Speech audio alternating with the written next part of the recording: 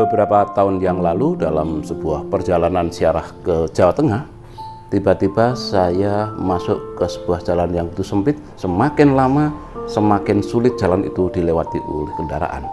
Saya baru sadar bahwa saya sedang tersesat.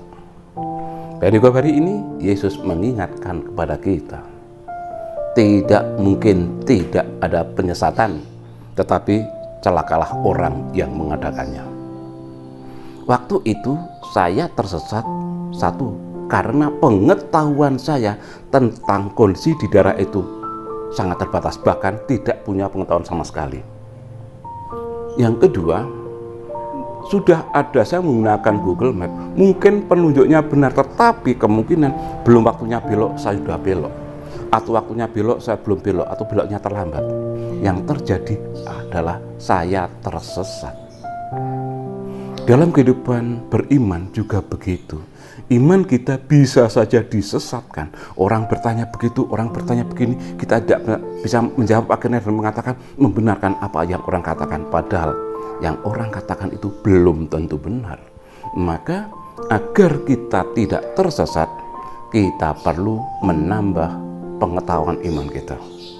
Di HP kita yang kita pegang setiap hari, di sana ada begitu banyak informasi berkaitan dengan pengetahuan iman, baik lewat tulis maupun video-video.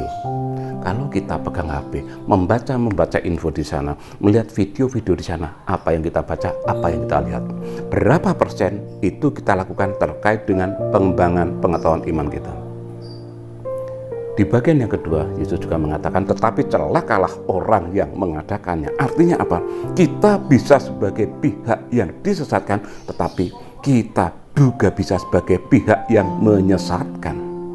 Ketika kita ikut-ikutan membagi informasi yang salah, ketika kita ikut-ikutan membagi gambar-gambar yang salah, yang tidak membuat kebaikan, tetapi justru menimbulkan perpecahan di sana-sini, jangan-jangan kita juga telah terlibat sebagai penyesat-penyesat itu. Maka semoga perikop hari ini sungguh memberi kesadaran baru pada kita, supaya kita tidak tersesat. Mari selalu menambah pengetahuan iman kita. Dengan pengetahuan iman yang terus bertambah, kita bisa membagikan informasi yang benar. Ketika ada informasi yang salah, kita tidak ikut-ikutan membaginya. Maka mari kita lebih berhati-hati sebelum men-sharing informasi gambar-gambar. Kita menyaring dahulu apakah yang kita bagi ini untuk kebaikan atau sebaliknya. Akhirnya, semoga perikop hari ini menjadikan pengetahuan kita lebih bagus, dan suatu saat kita boleh sampai di tempat yang dijanjikannya tanpa perlu tersesat. Akhirnya, kembali saya sampaikan, salam pijar kasih.